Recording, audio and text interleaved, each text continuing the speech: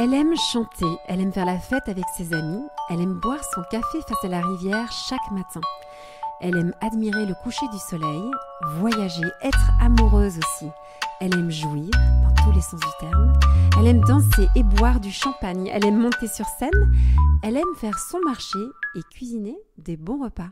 Bonjour Nathalie. Bonjour Thérèse. Nathalie, quelle joie de te retrouver. On s'est rencontrés en 2016. À ce moment-là, tu dirigeais une radio qui s'appelait Radio Médecine Douce. On avait fait plusieurs interviews, dont une dont je me souviens bien sur l'infidélité, parce qu'elle a pas mal marqué les esprits. Je pense qu'elle est encore même disponible. Et donc, on avait vraiment eu l'occasion de partager ensemble sur ces sujets profonds qui touchent à l'amour, à la relation. Et tout de suite, j'avais vu que tu étais une passionnée des relations. J'ai continué à suivre ton travail, un peu sur les réseaux sociaux. Tu es présente pas mal sur Instagram et d'autres réseaux. Et dans mon esprit, Nathalie, tu es une personne qui a... Comme mission, en tout cas, ce que tu dégages, c'est que tu prends soin aussi de la relation à nous-mêmes. Et dans Love Care, on parle de... Enfin, moi, j'interroge toutes les personnes qui prennent soin de nos relations d'amour, mais la relation d'amour, elle commence aussi par la relation à soi-même. Tu as écrit un livre, un best-seller, « C'est décidé, je m'épouse ».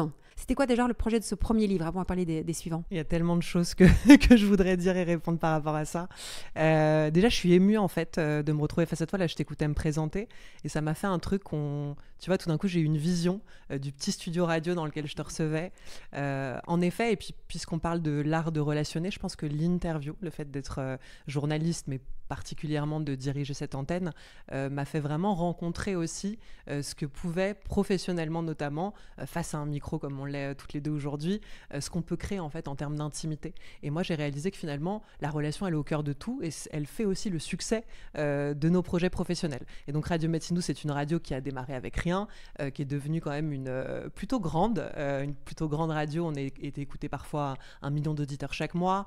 En effet, il y a eu des émissions dont les nôtres qui ont très très bien marché et j'en garde des souvenirs assez merveilleux. Mais en effet, c'est vrai qu'à ce moment-là, j'étais déjà assez passionnée d'amour, les relations m'intéressaient, je pense, depuis l'adolescence. Mais toutes ces années, 10 ans quand même à animer cette antenne, m'a fait encore plus éprouver, tu vois, à quel point justement, quand on crée un vrai espace avec les gens, quand on écoute leur présence, lorsqu'on leur donne le droit d'être eux-mêmes, parce que c'est aussi ça qui se passe en interview, c'est comme si la substance de ce que je vivais avec mes invités, à chaque fois, elle était rare, elle était précieuse. Tu vois, en te le disant, j'ai des frissons, c'est exactement ce que je ressens en cet instant. On ressent pas toujours ça dans des interviews, justement, mais il y a des gens avec lesquels il y a cette magie, et c'était la magie qu'on ressentait à l'époque, c'est la magie qu'on ressent encore aujourd'hui. Donc déjà, voilà, je suis assez émue de ça. C'est décidé, je m'épouse est sorti en 2018, et en effet a été... pour moi, je pense, une des plus grandes prises de conscience que j'ai eues, il y en a eu d'autres depuis, en tout cas de me dire, à 23 ans, je sortais d'un couple et j'étais dans une relation, et je me suis dit, je ne me connais pas, je ne sais pas qui est Nathalie, je ne sais pas comment l'accompagner dans cette vie. C'est-à-dire qu'en fait, on se vit sans avoir conscience de cet espace relationnel qu'on vit déjà avec soi-même. Et donc, ça a été peut-être un premier voyage, en fait, parce que c'est réellement ça, c'est pas juste un déclic. Je pense que le déclic, c'est la décision. D'ailleurs, ça s'appelle « C'est décidé, je m'épouse ». Donc, premier élément, moi, je suis une femme qui sait prendre des décisions dans sa vie, donc j'en ai prise une, de me dire je vais m'engager à moi. Et après, ça a été tout un cheminement, apprendre à me connaître. J'en parle dans le livre, partir en voyage à l'autre bout du monde avec moi-même, m'offrir des temps de solitude, restaurer justement cet espace de communication, de dialogue, d'écoute, de compréhension. Et en effet, ça a carrément changé ma vie. Enfin, ça m'a fait passer sur un palier complètement différent. Et puisque j'aimais autant l'amour, autant déjà démarrer par soi et en effet s'offrir un socle qui soit solide et qui me permette de développer une confiance en moi. Je vais rebondir sur ce que tu viens de dire. Qu'est-ce qui se passe si on commence par épouser quelqu'un d'autre avant de s'épouser soi-même? C'est difficile de faire une généralité. Je pense qu'il y a des gens à travers l'amour des autres, évidemment. De toute façon, on se construit à travers l'amour des autres aussi. Donc parfois, l'amour d'un autre peut te permettre de renforcer ou de faire grandir l'amour pour toi.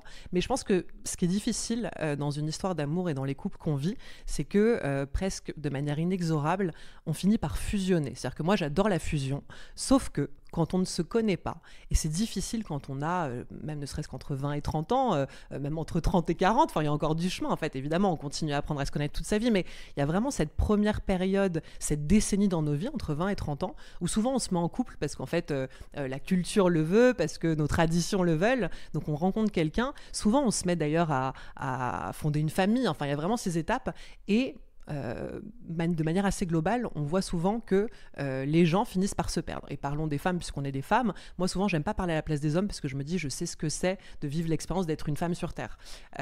Donc, en tant que femme, parfois, justement, on se met beaucoup au service des autres. On sait vraiment faire de la place parce qu'on a sûrement cet aspect maternel en nous. Je pense que c'est pas pour rien, physiologiquement, on porte la vie, même si on la porte jamais dans nos corps, on la porte quand même. Et en fait, les femmes, elles ont ça. Et donc, souvent, elles finissent par être dans des relations dans lesquelles elles s'oublient, elles ne savent plus qui elles sont. Et moi, j'ai pas dérogé à ça, c'est-à-dire que je suis rentrée dans des couples où l'important, c'était de rendre heureux mon partenaire et presque un peu au détriment de moi.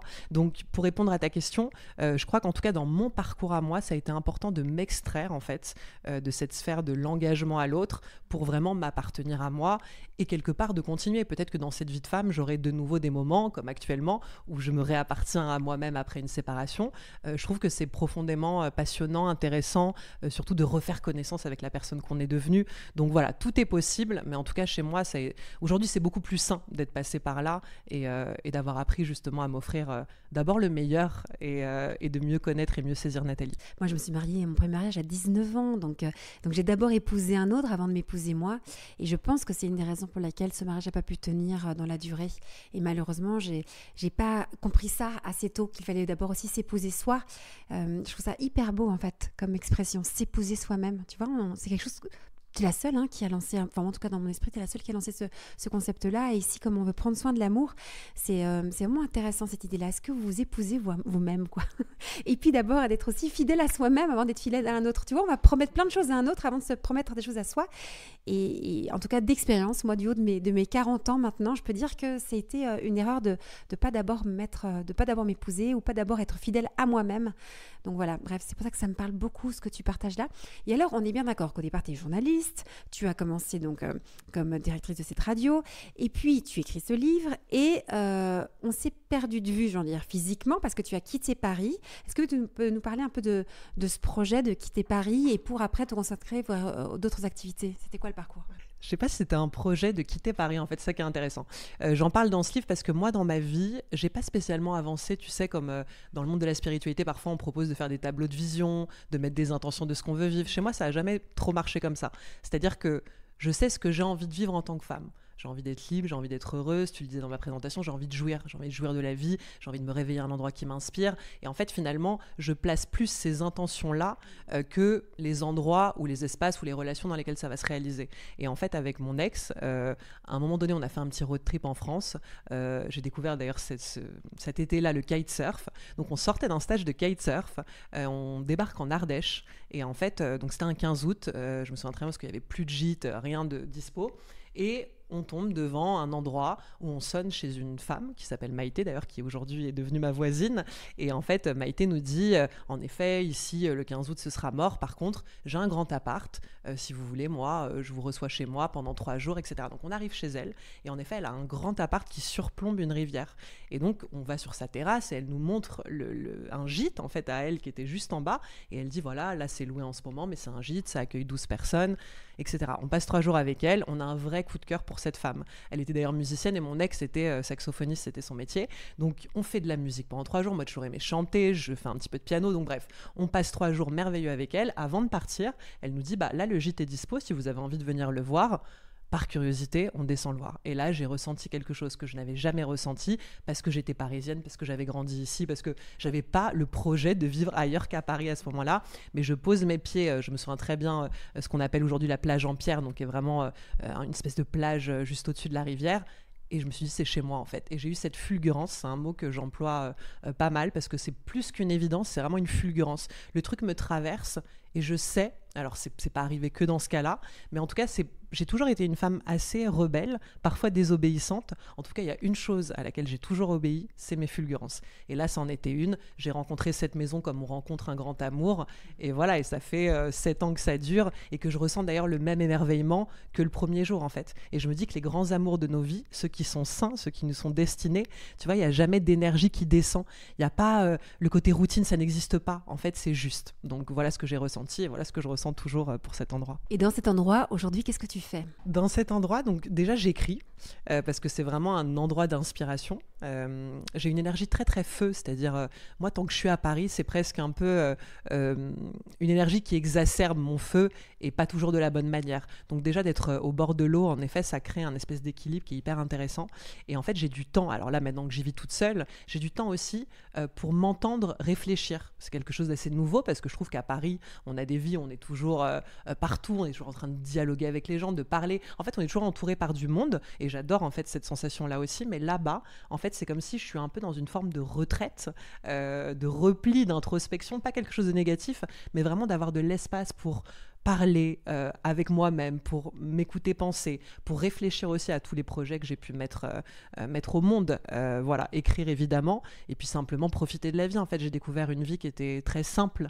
Déjà, je suis une femme qui aime le soleil, donc la majorité de l'année, tu as du soleil, les balades dans la nature. Voilà, profiter aussi sans tous ces artifices. Je trouve que c'est intéressant. J'ai découvert encore plus depuis que j'y vis toute seule des facettes de Nathalie que je n'aurais jamais pu découvrir si j'étais restée en ville.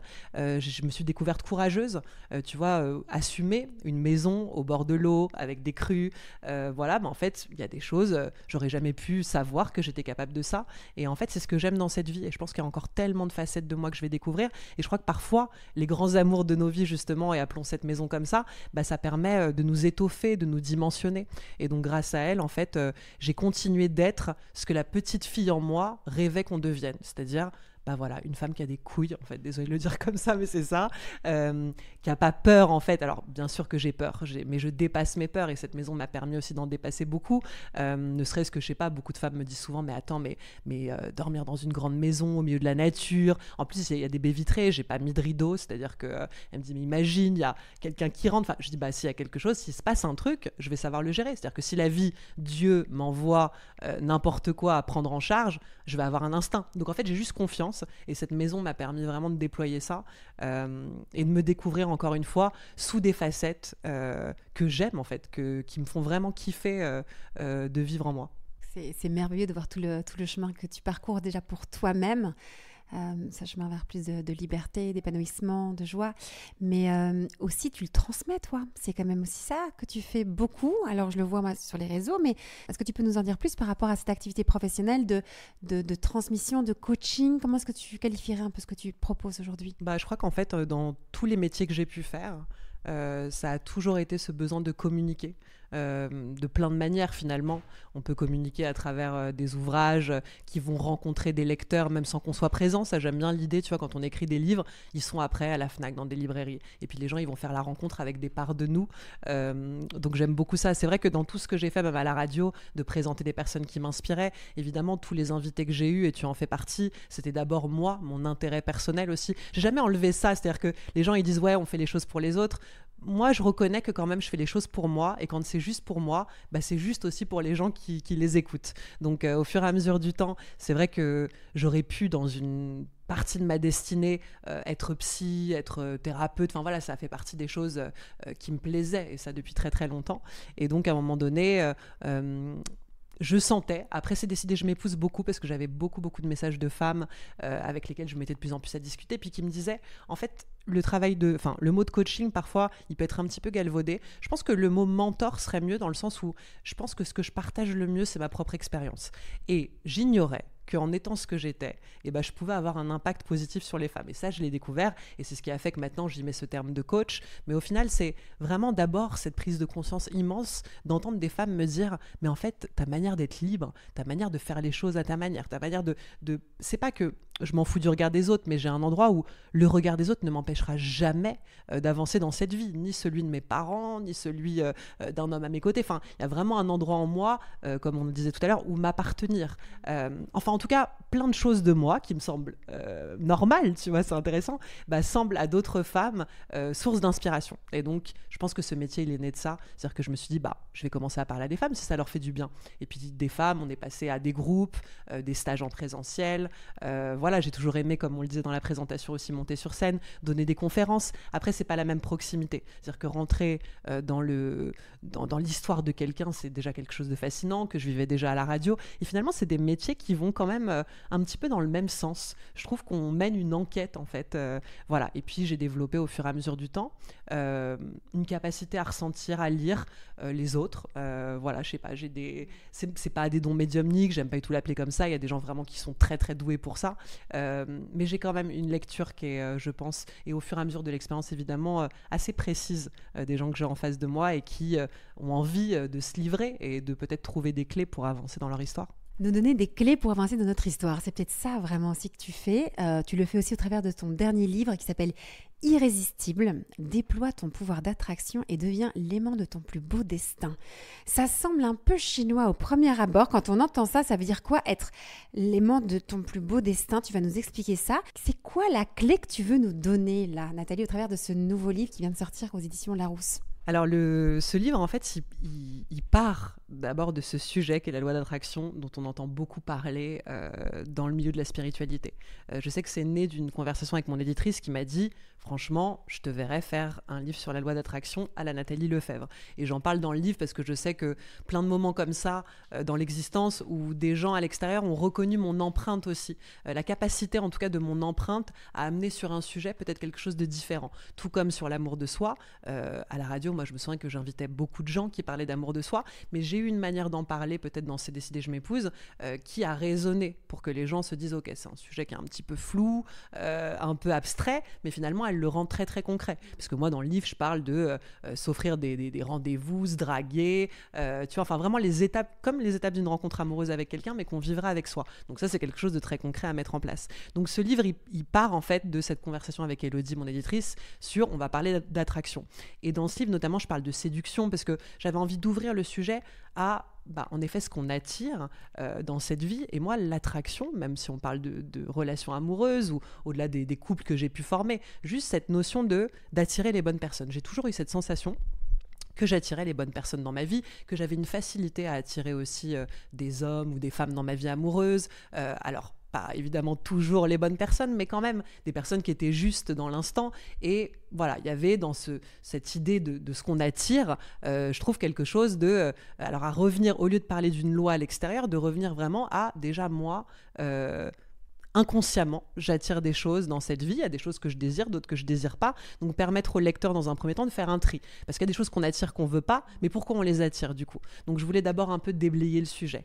D'ailleurs, le premier chapitre s'appelle Dépoussiérer le divin, mais en tout cas c'était un peu dépoussiérer cette idée d'une, comme je disais, une loi à l'extérieur, parce que j'aime pas cette idée de quelque chose à l'extérieur qui serait pas en résonance avec quelque chose à l'intérieur. Juste avant d'aller plus loin, est-ce que tu peux réexpliquer ce que c'est au départ cette loi de l'attraction? Parce que tu dis, on entend beaucoup parler de ça, mais je pense que la majorité des gens qui nous écoutent n'en ont jamais entendu parler. Alors, je ne sais pas si les gens qui vont nous écouter ont vu un film qui s'appelle Le Secret, où on parle en fait donc de cette idée que beaucoup de gens qui ont traversé ce monde et cette humanité avaient conscience des tenants et des aboutissants d'une loi qui serait la loi d'attraction. Donc en gros, une loi qui nous permettrait d'attirer tout ce qu'on désire sur Terre. En gros, c'est ça. Alors, je ne sais pas si je le pitche bien, mais voilà, je sais pas, tu vois, par exemple, des personnes comme Deepak Chopra parlent beaucoup de loi d'attraction pour attirer l'abondance, attirer l'amour. En fait, on voit beaucoup de sujets autour de ça. Moi, c'est des choses, j'ai toujours été très curieuse d'explorer dans la vie. Évidemment, il y a des trucs que j'ai envie d'attirer. Si on me donnait la recette pour attirer 1 million d'euros, je la mettrais en place tout de suite. Sauf que moi, j'ai l'impression qu'il y a beaucoup de théories. Alors, à travers ce livre, quand je l'ai écrit, j'ai fait beaucoup d'expériences, j'ai essayé beaucoup de choses. Mais en effet, même si de toute mon envie viscérale, je veux attirer 1 million d'euros, ça va pas être aussi facile que ça. Donc c'était aussi comprendre ok, on nous parle d'une loi qui serait censée nous permettre, si on la maîtrise, d'attirer tout ce que l'on veut dans la vie, mais en même temps, c'est pas si facile d'attirer tout ce que l'on veut dans la vie. Donc moi, c'est pas un truc forcément qui a résonné avec moi. Et surtout, je pense que dans cette vie, encore une fois, ce qui est intéressant, c'est de se dire, dans nos cheminements d'humains, tout a du sens. C'est-à-dire qu'en fait, on attire des choses, mais c'est pas des échecs. On a vraiment des compréhensions. Pour moi, je suis à l'école, en fait. Tu vois, mon 3e livre, il s'appelait Diplômé de l'univers. Pour moi, je suis à l'école tous les jours. Et donc, Dieu, le divin, l'univers, appelez-le comme vous voulez, en effet, est un peu mon professeur professeur et en fait m'enseigne à chaque instant ce que je suis censée comprendre pour évoluer, pour grandir et en fait pour aimer, parce que moi je pense que c'est le but final et Irrésistible termine sur le sujet de l'amour. Je crois qu'en fait la seule raison pour laquelle on vient sur Terre, c'est pour apprendre l'amour. Je pense que c'est le sujet. Alors évidemment, l'amour avec un grand A, l'amour sous toutes ses formes, mais c'est vraiment l'enseignement en fait qu'on est censé venir perfectionner au fur et à mesure, justement peut-être d'expériences qui seraient un peu plus douloureuses, un peu moins faciles. Mais je crois qu'aussi il y a des moments où dans la vie, à travers ce que l'on fait, c'est comme si on peut mettre des pansements sur des choses qui sont pas tout à fait cicatrisées, qui vont pas tout à fait bien. Et donc parfois un couple, un projet professionnel peut être juste ce pansement, et puis la vie l'enlève, parce qu'en fait c'est intéressant peut-être d'aller consolider ce qui était encore un petit peu fragile en dessous. Et voilà, et j'avais envie d'avoir un propos, tu vois, qui amène autre chose que juste faire rêver les gens et leur dire, bah voilà, tous les jours tu vas faire tes mantras, méditer, écrire tes désirs, etc. Oui, les gens peuvent aller vers ce genre de pratique, mais moi j'avais envie d'un propos qui était peut-être un peu plus concret, et puis surtout qui permette aux gens de pas se sentir démunis face à ah bah je mets tout ça en place, j'essaie d'être un bon élève de ce qu'on me dit, mais j'y arrive pas. Et moi j'ai pas envie que les gens ils soient des bons élèves de l'extérieur, moi j'ai envie qu'ils soient des bons élèves d'eux-mêmes. Donc voilà, c'était aussi les ramener à ça et traiter l'attraction finalement avec ce que je suis et ce qui me parle et ce qui me semble être important pour le lecteur. C'est important ce que tu dis, parce que je trouve qu'un des écueils du développement personnel, c'est de générer un sentiment de culpabilité quand tu essayes d'appliquer ces recettes mais que ça ne fonctionne pas dans ta propre vie. Et c'est pour ça que moi j'ai même peut-être une forme de méfiance au départ, tu vois, avec ce type de livre qui est dans cette catégorie du développement personnel. Comment toi tu essayes de déjouer cela et pour donner à la fois des clés mais sans engendrer ce sentiment de culpabilité si on échoue, si on n'y arrive pas? Mais en fait, c'est intéressant parce que je crois qu'on nous apprend depuis l'enfance en fait à être des bons élèves, d'abord à être des bons enfants, tu vois, pour nos parents, à être obéissants, à répondre à leurs attentes, ce qui n'est pas toujours quelque chose de bien. On nous apprend pas à quelque part être libre, à savoir qui l'on est et entreprendre ce qui va nous rendre heureux. Il y a tous ces espèces de projections. Alors je pense qu'évidemment les parents d'aujourd'hui fonctionnent peut-être un peu différemment de comment nos parents ont fonctionné, mais il y a ce truc-là où on se formate en fait depuis très très longtemps. Donc on est des bons élèves pour nos parents, ensuite on est des bons élèves à l'école, ensuite on est voilà, des bonnes personnes, on veut rentrer dans des cases, que ce soit en se mettant en couple, en rentrant dans notre premier job, etc. Et en fait quand les gens ont des espèces de peut-être prise de conscience spirituelle, en fait ils viennent juste déporter, tu vois, ce même besoin d'être un bon élève sur l'endroit de la spiritualité. Mais en fait, la spiritualité, c'est comme toute réflexion. C'est-à-dire, on prend ce qu'on a à apprendre. Il y a des choses qui vont vous parler, d'autres moins. On est tous différents. Il faut voir ce qui résonne. Surtout, il faut voir ce qui marche, en fait, d'une manière plus concrète. Et en fait, je crois que c'est simplement ça. Donc, tous les gens qui finissent par culpabiliser, la culpabilité, en fait, elle était là avant. Elle était là quand tu n'arrivais pas à être un bon enfant pour tes parents. Tu vois, et finalement, c'est intéressant. Donc oui, j'entends un peu cette espèce de discours qui dit, voilà, c'est une pression au bonheur, etc. C'est pas une pression au bonheur. En fait, c'est des supports par lesquels juste vous allez avoir des réflexions. C'est comme tu disais, la philosophie est une pression à la sagesse. Non, la philosophie est une invitation à une réflexion personnelle intérieure sur moi, sur les autres, sur cette vie. Tu vois, et donc c'est pareil. Et le développement personnel, ça devrait être un support. On ne devrait pas l'utiliser comme un espace par lequel, encore une fois, répondre à des codes. Et c'est ce qu'on voit. Et d'une manière un peu cliché aussi. Les gens finissent par s'habiller d'une manière, fonctionner d'une manière, avoir un champ lexical, tu vois, où ils se comprennent. Et c'est pas, enfin, en travaillant 10 ans sur Radio Médecine Douce, en allant dans tous les salons qui existent de la sorte, tu vois, je voyais un petit peu ce cliché des gens spirituels qui vont rentrer presque dans un habit, tu vois, un uniforme. Donc voilà, je répondrais à ça qu'en fait, c'est simplement sûrement les mêmes névroses qu'avant qui sont aujourd'hui déportées sur la spiritualité et sur les attentes, voilà. Je comprends ce que tu dis, c'est très clair. Est-ce qu'on peut revenir sur justement ce que tu partages dans ce livre? C'est pas évident de comprendre en fait. Comment faire pour arriver à vivre ce qu'on a profondément envie de vivre? Parce que entre l'attente que la chose se réalise, la déception quand elle ne se réalise pas, garder son rêve ou bien le lâcher, j'aimerais bien même qu'on aborde ce sujet-là sur les relations et les relations d'amour, parce que c'est un peu le thème de ce podcast. C'est que beaucoup d'entre nous ont vit des périodes de rupture amoureuse, beaucoup d'entre nous ont vit des périodes de solitude, et c'est difficile parfois de garder son grand rêve, d'aimer et d'être aimé, sans être dans l'attente, parce qu'on sait très bien que si tu l'attends trop, ça va pas venir, c'est quand tu l'attendras plus que ça va venir. Tu vois, il y a un positionnement, je trouve, qui est pas évident à saisir. Est-ce que tu pourrais nous en dire plus et puis à la faveur de ce que tu écris dans ce livre? Bah, souvent, c'est que dans cette posture d'attente, tu passes à côté de la vie, en fait. C'est-à-dire que la vie, c'est pas, imaginons, on veut avoir une relation, on veut rencontrer le grand amour, on veut rencontrer la bonne personne pour soi. Donc du coup, c'est comme si symboliquement, on se met dans une salle d'attente, comme chez le médecin. Mais par contre, on ne sait pas à quelle heure on a rendez-vous, on ne sait pas où est le médecin. En fait, on est juste là à attendre et à laisser passer la vie. Donc moi, ce livre aussi, c'était vraiment une invitation et même quelque chose d'assez viscéral parce que je suis une femme très physique, je vis beaucoup dans mon corps et même dans mon écriture. Moi, j'ai envie que les gens ils ressentent des choses. Je suis quelqu'un de très émotive et je suis très touchée d'ailleurs que les lecteurs avec Irrésistible me disent putain, j'ai frissonné, j'ai ressenti des choses et c'est exactement ça. En fait, moi, je veux reconnecter les gens à la vie. C'est-à-dire que vous avez le droit d'avoir des désirs, des ambitions, c'est une chose merveilleuse. Par contre, vos attentes ou ce que vous souhaitez voir se réaliser ne doit pas être un endroit où vous rendre malheureux. En fait, la vie, elle attend pas. Tous les jours, on peut faire que nos journées soient significatives, qu'il se passe quelque chose de beau, qu'on se sente vivant. Et en fait, c'était vraiment les ramener à ça. Parce que comme on en parlait avant de démarrer l'émission, justement, je crois que c'est de ce sentiment de vie et pas de survie. Parce que imagine, tu es dans un état où tu attends cet homme. Tu te dis, sans lui, je ne vais pas être heureuse, ma vie, elle ne sera pas complète. Bah, tu es dans un état de survie. Et je crois qu'en fait, toutes les recettes de départ, c'est celles aussi qui vont donner la suite. C'est-à-dire que si j'attends l'homme de ma vie et que je suis dans un état où je me sens esselée, perdue, je suis en manque de foi, même désemparée, mais en fait, si je rencontre un homme dans cet état-là, moi, je pense que cet état émotionnel, il va ressurgir quelque part dans la relation. Mais si je le rencontre à un moment où je suis simplement en train de vivre, en fait, d'être occupée à moi-même, d'être occupée à mon bonheur, bah, ça va être la bonne recette de départ. Ça va être celle de mon épanouissement. Alors, pas besoin de faire des grandes choses pour être heureux. Moi, je suis la première à inviter les gens juste à se reconnecter au bonheur simple. En fait, il y a tellement de choses qui peuvent vous rendre heureux sur cette terre, d'être aimé par les gens qui vous entourent. Bien sûr qu'on veut peut-être une relation amoureuse exaltante, mais il y a plein de sources d'amour en fait qui existent d'ores et déjà, et donc c'est peut-être s'y reconnecter. Et je pense que les gens, encore une fois, face à leurs désirs, ils sont un peu comme des enfants, peut-être légèrement capricieux. Je me mets dans le lot aussi, hein. J'ai été parfois assez obsessionnelle de choses que je voulais attirer dans ma vie,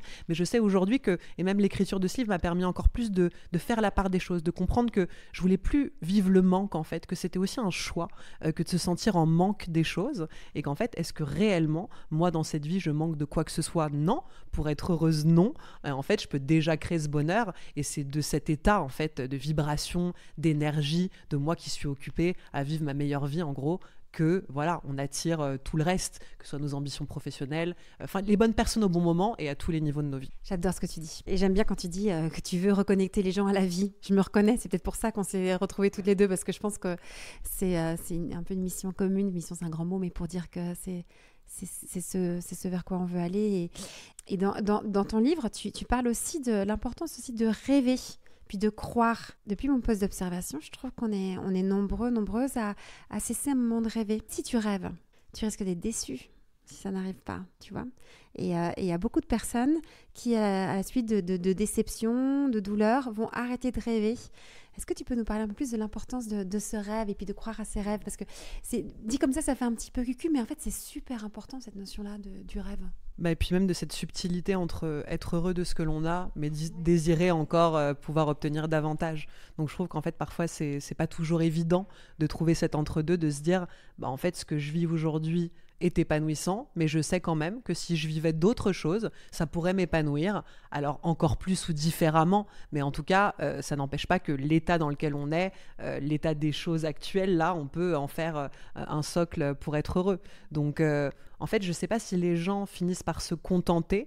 En effet, il y a beaucoup ça, c'est-à-dire peut-être qu'à force de ne pas trouver ce qu'on souhaite, on finit par se dire je vais me contenter de ça. Et donc, au fur et à mesure des années aussi, je le remarque, les gens, en fait, à force d'espaces douloureux, de déception, en fait, ça les ferme. Et je parle de cette idée de santé du cœur, tu vois. En fait, je rencontre des gens dans la vie qui ont le cœur brisé. Et pas que le cœur brisé en amour, les gens qui ont le cœur brisé pour tout. Et donc, en effet, ces gens ont arrêté de rêver parce que toutes les fois où ils ont imaginé des belles choses pour leur existence, ça ne s'est pas passé. Donc, en fait, ils entretiennent une déception. Et en effet, les années qui passent ne font que creuser en fait ça. Donc je trouve que c'est intéressant parce que ces gens-là, évidemment, on pourrait que leur conseiller de se faire accompagner, de peut-être comprendre, en fait, de ne pas voir tous les endroits où ils ont été déçus comme juste l'endroit où voilà, j'ai pris cher, ça a été douloureux, et point. En fait, non, ça peut pas être juste douloureux gratuitement, en fait. C'est parce qu'il y a quelque chose qui te rend libre. Moi, j'ai la certitude que la vie me met dans des situations pour me libérer, en fait. Je suis croyante, tu vois, et je pourrais dire, Dieu, en fait, ne fait que m'accompagner à me rendre libre. Et Dieu sait à quel point moi, depuis que je suis sur cette terre, être libre, mais c'est une des choses les plus fondamentales qui soit. Et si je veux vraiment atteindre cette liberté, il faut me mettre à des endroits où sans même m'en rendre compte, en fait, je le suis pas. Et donc si les gens peut-être avaient une vision de la vie où ils se disent, en fait, je suis à l'école, un peu comme on le disait tout à l'heure, je suis en train de vivre une expérience, oui, qui me fait mal, mais c'est pas juste pour me faire mal, en fait. C'est que là, je dois en tirer quelque chose. Et donc à ce moment-là, on a plus l'impression de monter des marches que de stagner, et on finit pas à la fin de nos jours en ayant le cœur fermé, brisé, parce qu'on s'est dit en fait cette vie elle a pas été significative, voilà, et j'ai pas vécu ce que je désirais. Et je pense que c'est peut-être un réveil aussi que d'écrire ce livre pour dire aux gens non, vous avez pas rêvé pour rien, alors peut-être que vous avez pas tout de suite trouvé le chemin de vos rêves, mais en fait ça a dû vous apprendre des choses. Et même avec du recul, on peut revenir sur des expériences qui se sont passées il y a 10 ans et en tirer des apprentissages même maintenant, voilà. Et peut-être à ce moment-là, tu vois, réajuster en nous ce qui permettra quand même d'attirer ce qui nous est réservé, c'est-à-dire le bonheur, l'amour. Ça, c'est réservé à tout le monde et personne ne devrait être exclu de la réception de ce cadeau-là. Mais est-ce que ça veut dire que si on ne vit pas une grande histoire d'amour, c'est que on est responsable de cette situation, c'est qu'on ne vibre pas quelque chose qui nous permet de vivre cette grande histoire d'amour? Qu'est-ce que tu répondrais à cette remarque-là qu'on pourrait te faire? Déjà, on n'est jamais responsable consciemment. Il faut enlever le truc de la culpabilité de se dire... si on était conscient de tout ce qui se passe dans nos inconscients, franchement, déjà, on avancerait différemment. Déjà, des grands amours, on peut en vivre tous les jours. Je veux dire, avec soi-même, avec la vie, avec les autres. Moi, actuellement, je ne vis pas une histoire d'amour avec un autre, et pourtant, je vis une immense histoire d'amour, en fait, avec tellement de choses. Être amoureux ne devrait pas être lié qu'à la relation avec un partenaire dans cette vie. Et je pense que les gens, encore une fois, ça manque de nuances, en fait. Être amoureux, c'est être amoureux je sais pas, d'un projet, d'une rencontre, de tout, du lieu dans lequel on vit. Voilà, ça peut passer par tellement de choses. Et tout le monde a le droit, encore une fois, au grand amour, à se sentir amoureux, éperdument amoureux de cette vie. Et de toute façon, c'est clair que dans cet état où on est déjà amoureux de ce qui survient, l'amour à l'extérieur arrive encore plus. Peut-être qu'il y a des gens qui ont des blocages, tu le disais avec les stages que tu proposes, j'imagine que mieux que personne tu le sais, voilà, il y a des gens qui avancent peut-être avec des peurs, peut-être que inconsciemment, encore une fois, attirer l'amour serait un risque. Donc en fait, il ne l'attire pas, il le bloque. Voilà, parce que relationner, rentrer dans une intimité avec quelqu'un, fusionner, ce qui est quelque chose de magnifique, voilà, parfois ça peut faire extrêmement peur, et aussi parce qu'on l'a vécu à d'autres moments dans nos vies et ça s'est pas forcément bien passé. Voilà, mais je dirais être amoureux de cette vie, de soi-même, des autres, de nos proches. Je veux dire, moi, les gens que j'aime, c'est toute ma vie en fait. Et voilà, et on peut vivre l'amour sous toutes ses formes et ne pas exclure évidemment la rencontre avec un partenaire, mais comprendre qu'il y a des choses, voilà, à venir un petit peu choper inconsciemment. Suivre tes stages est un bon endroit pour switcher ça, et c'est ce qu'on souhaite voilà, aux gens qui nous écoutent. Mais ne perdez pas espoir. De toute façon, c'est un livre qui ramène à la foi. Et je démarre l'introduction, ça s'appelle Crise de foi. Et voilà, et c'était vraiment parce que c'était une période de ma vie et je trouvais ça encore plus puissant de démarrer un livre d'un endroit où je suis pas en train de dire au lecteur, voilà les gars, là je suis au top de ma carrière, je viens de me marier à ça. Non, je démarre le livre en disant je vais divorcer dans 3 jours, et c'est encore plus puissant. Et je pense que de toute façon, les gens qui ouvrent ce livre, ils sont à un moment de leur vie où ils ont des doutes. Et donc c'est comme si on se prend main dans la main et on fait ce cheminement ensemble. Moi, c'est un livre qui m'a carrément remise sur pied à un moment de ma vie où j'en avais besoin. Moi, j'étais la première lectrice de ce bouquin, et c'est vrai qu'avec tout ce que je crée, et je trouve que c'est intéressant de le voir chez les autres aussi, on crée vraiment des choses avant tout qu'on a besoin de lire, qu'on a besoin d'entendre. Et voilà, et ce livre, j'en avais besoin, et je sais à quel point il m'a fait du bien. Je sais que je le retrouverai peut-être dans des moments de ma vie où, sait-on jamais, les repères se mettent à changer. Ça arrive à beaucoup de périodes qu'on traverse. Mais voilà, j'ai envie de dire aux gens, ne perdez pas l'espoir. En fait, la foi, elle n'est pas quand tout est là. La foi, elle est importante à venir travailler aussi dans les moments où vous avez l'impression d'être perdu, confus. Mais vous savez, c'est des moments où tout peut se passer, en fait. Donc voilà, si vous nous écoutez et que vous avez l'impression qu'en ce moment, votre quotidien, c'est le bordel, vous maîtrisez plus rien, et tant mieux, faites confiance. Et je crois que c'est aussi ça, si on doit parler de faire confiance au divin, c'est ça la foi, en fait. C'est quand il y a des moments où tout nous échappe, qu'il est important justement de se connecter viscéralement à cette foi qu'on a en nous. C'est pour ça que je te voulais au micro de Love Care. C'est pour ça, parce que j'aime beaucoup ce que tu viens de nous enseigner sur l'amour. Ce n'est pas que le sentiment amoureux, l'amour, c'est pas que la relation conjugale. Et malheureusement, on a grandi à une époque où on survalorise ce mode de relation qui est vraiment magnifique, hein, mais ce n'est pas le seul, au détriment de toutes les autres relations d'amour qu'on peut vivre. Et donc, si par moment, on n'est pas dans un couple, on peut se sentir complètement mal alors qu'il y a plein de choses à vivre. Donc, être du côté des vivants, des vivantes, rester du côté de la joie, de l'amour aussi de la vie et des autres. Et c'est vrai que c'est cette attitude-là qui change profondément notre façon de vivre et qui va nous attirer aussi des bonnes choses, quoi. Bref. C'est passionnant ce que tu racontes. Ouais. Je vais juste rajouter à ça que je pense qu'il y a beaucoup de gens qui laissent pas assez d'inconnus dans leur vie. Tu vois, c'est comme si il faut un facteur inconnu. Là, je vous partageais la rencontre avec ma maison. C'est typiquement le genre d'apparition dans la vie qu'on n'a pas prémédité. Mais il y a tellement de choses qu'on prémédite pas et que par contre, il faut les suivre, il faut y obéir. Et comme, je sais pas, une rencontre, hein, je pense à un de mes meilleurs amis qui a rencontré l'homme de sa vie au Brésil.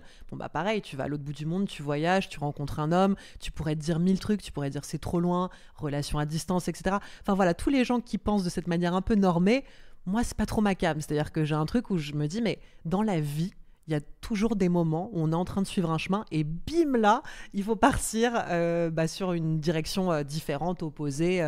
Voilà. Et suivre ça, en fait, c'est clairement une source d'émerveillement. Donc, j'ai envie de vous conseiller peut-être de ne pas trop remplir vos vies. Quand on parle de liberté, tu vois, c'est comme se réveiller une journée où on ne sait pas ce qu'on va faire, mais c'est tellement agréable. Et je sais qu'il y a des gens que ça angoisse, c'est-à-dire un dimanche où s'ils n'ont pas quelque chose de 10h du mat à 22h le soir, en fait, ça va les angoisser. Il faut être occupé. Mais j'ai envie de dire, c'est bien d'être occupé. Moi, je suis la première à aimer être occupée, à avoir des choses, des projets, des plans. Mais en fait, laisser de l'inconnu, laisser du temps, laisser de l'espace. Et c'est pour ça qu'aussi, encore plus vivre à la campagne, m'extraire un peu du monde, m'a permis de réaliser que ça, c'était chambé, en fait. De s'offrir des espaces où, et comme on le dit, on se redécouvre aussi. Quand on est face à la nouveauté, tout d'un coup, des nouvelles facettes existent. Moi, j'ai carrément pris confiance en moi dans cette vie parce que j'ai été vers tout le temps des facteurs inconnus, des choses nouvelles qu'on me proposait. Et je pars du principe que si on place sur mon chemin une expérience et qu'on me dit, Nathalie, est-ce que tu as envie d'essayer ça ? En fait, majoritairement, je vais essayer parce qu'en fait, je me dis, c'est que là, je suis prête. Même des fois où, je sais pas, monter sur scène pour la première fois, écrire un livre, bien sûr que c'est des choses qui peuvent filer du trac. Et je dis aux gens, il faut qu'on ait le trac. En fait, malheureusement, on est toujours en train de fuir la peur, mais c'est tellement important d'avoir peur. Moi, derrière ma peur, j'ai découvert qui j'étais. Donc voilà, mettez de l'inconnu, ayez un peu plus peur, tremblez pour ce qui compte, et vous verrez, la vie, elle sera une vraie source d'émerveillement sans fin. Nathalie, vraiment, on parlerait des heures toutes les deux sur ces sujets-là, parce que c'est des sujets de femmes, de liberté, de vie, de sensualité, de jouissance, il y a tout là. S'il y a une chose que tu voudrais nous partager, ce serait laquelle là, pour terminer cet échange? Déjà, c'est marrant, en t'écoutant, ça m'a fait plein de trucs dans le corps. Peut-être qu'on pourrait finir sur l'extase, sur la jouissance. En fait, c'est quand même un sujet qui nous a rassemblés, de parler de sexualité, de parler de liberté, en fait, parce que je pense que le plaisir se prend aussi et se trouve dans la liberté, comme on le disait, à explorer, à se faire confiance, à se laisser guider, en fait, par son corps, par son instinct, par ce qui, viscéralement, tu vois, nous appelle.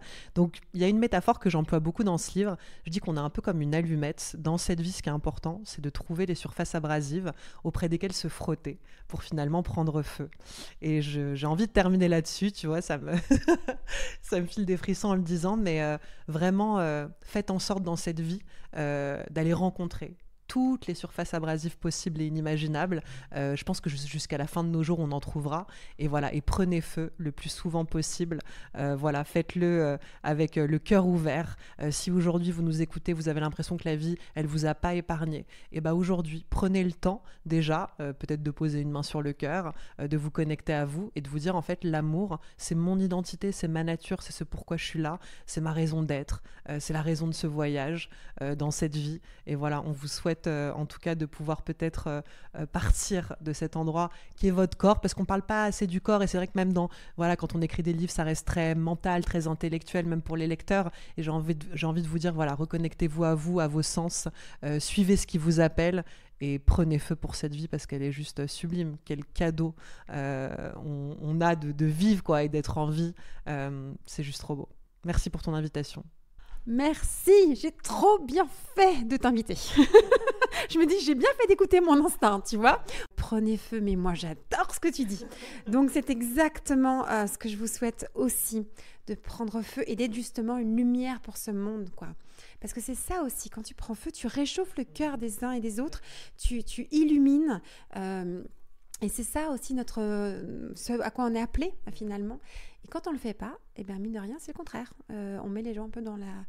Il y a une froideur, il y a un manque de lumière. Donc, c'est trop beau ce que tu partages. Merci mille fois. Donc, on te retrouve déjà sur les réseaux sociaux, dans tout ce que tu fais. On te retrouve dans ce nouveau livre, Irrésistible. Alors, on a juste fait une petite introduction vraiment lors de cet échange. Mais c'est hyper intéressant de se plonger dans cette façon d'envisager la vie. Et tu nous donnes des clés très concrètes. Moi, c'est quelque chose que j'ai découvert récemment, très, très récemment, en fait, tout ce que tu partages, il y a quelques mois. Et j'ai vu les changements, mais considérable dans ma vie. J'ai plein de belles choses qui sont en train de m'arriver, mais merveilleuses. Je ne pensais même pas que ça allait pouvoir m'arriver un jour. Donc, ça me transforme progressivement. Donc, je crois profondément à ce que tu partages. Et donc, je suis contente qu'on ait pu le partager aussi à nos auditeurs. Et à suivre, à mon avis, nos chemins vont se recroiser. Je t'embrasse. Merci mille fois en tout cas. Merci à tous et à bientôt. Merci Thérèse.